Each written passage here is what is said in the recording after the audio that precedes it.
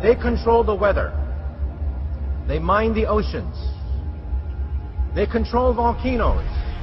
They control earthquakes. We are now witnessing the greatest transition in the history of the human race.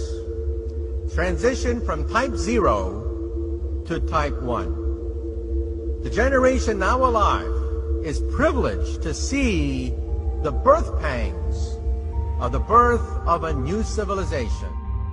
And Venezuelan leader Hugo Chavez has once again accused the United States of playing God. But this time it's Haiti's disastrous earthquake that he thinks the U.S. was behind. Spanish newspaper ABC quotes Chavez as saying that the U.S. Navy launched a weapon capable of inducing a powerful earthquake off the shore of Haiti. He adds that this time it was only a drill, and the final target is destroying and taking over Iran. The existence of a tectonic weapon has never been proved, but its use is often suspected. Last year, I confronted Heizo Takenaka, the former Japanese finance minister, over why he handed over control of the Japanese financial system to a group of American and European oligarchs. He and his envoy told me that it was because Japan had been threatened by an earthquake machine. I did not believe it at the time. However, when I started exposing some of their doings, I was told by the Japanese security police that because of what I had said on places like Rents.com, that Niigata City was going to be hit by an earthquake. 2 days later, Japan's largest nuclear reactor was the exact epicenter of 2 earthquakes, both 6.8 in magnitude. Japan just had a very, very friendly summit meeting with China where the emperor met the Chinese leader 3 times. There is a possibility a part of Japan will sink. It will not be an accident. It will be created by the world government.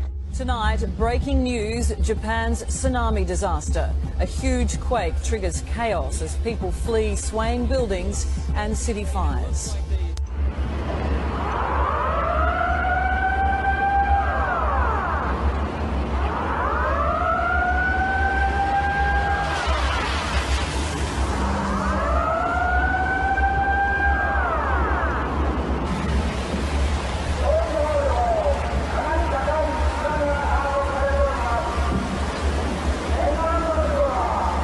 That was too much of a coincidence for me. So I started doing research and found out about HAARP, H-A-A-R-P. And I realized that they really did know how to make earthquakes. And they do it by shooting a 1 billion-watt microwave into the ionosphere, which is the part of the atmosphere that has a lot of energy in it. That pushes the ionosphere up into outer space, and then it rebounds. And the way it rebounds can cause earthquakes. Just like an opera singer can break a glass by singing at a certain level, or by dragging your fingernails on a blackboard, you feel a weird sensation. If they adjust the vibration for the rock underneath their target site, they can do that. Originally approached me in 1984 to find a use for the natural gas on the North Slope of Alaska, which they could not sell. To give you a feel for how much gas they asked me to find an application for, it was enough gas to produce all the electricity in the United States for a full year.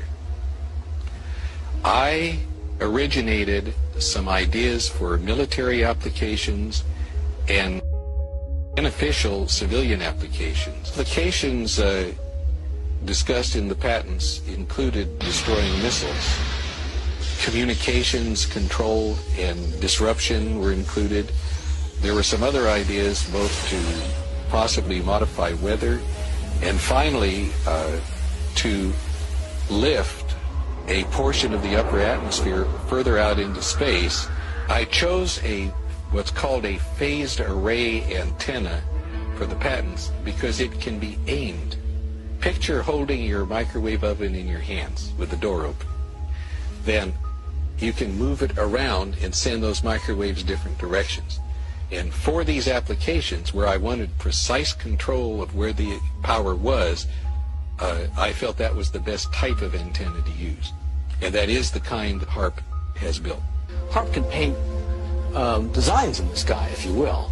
You know, it can take the beam and move it in any pattern that the scientist who's doing an experiment might want to do.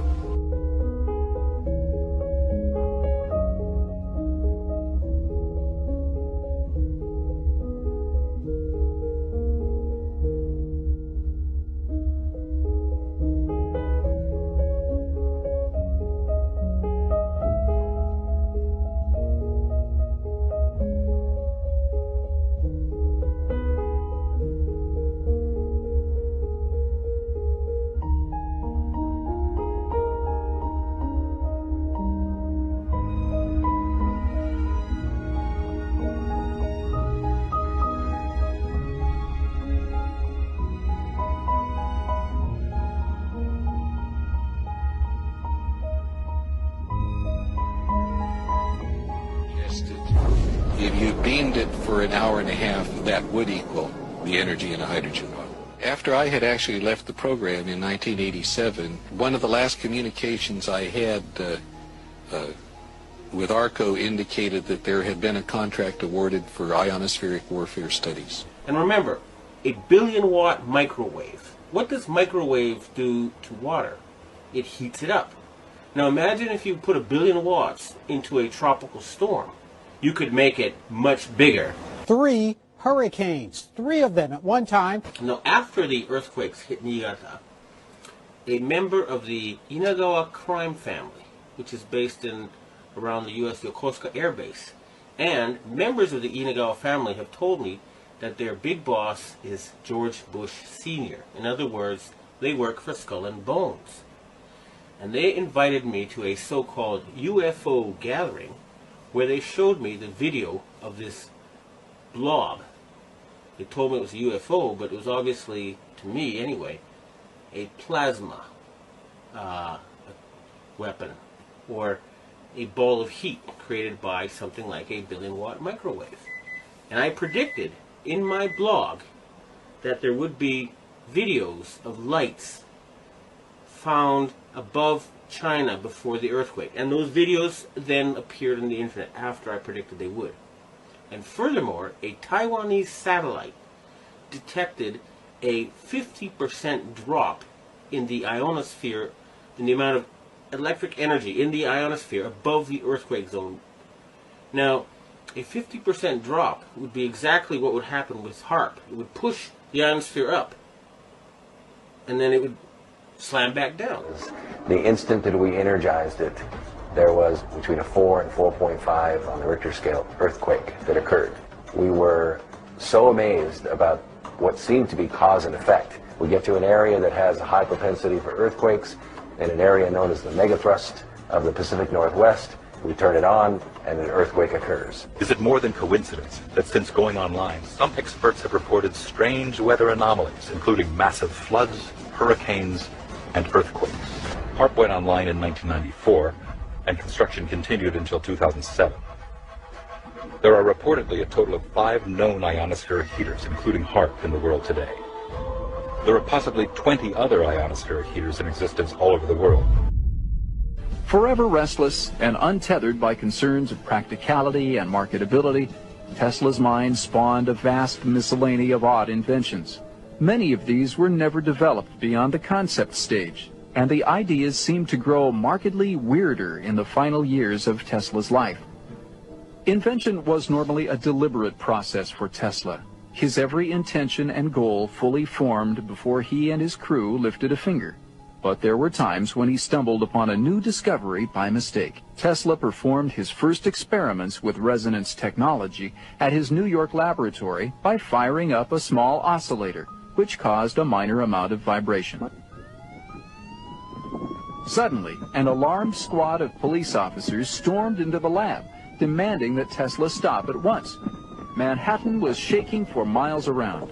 Tesla had not taken into account how resonance waves grow stronger the further they travel from their source. He had unintentionally created what became known as Tesla's earthquake machine.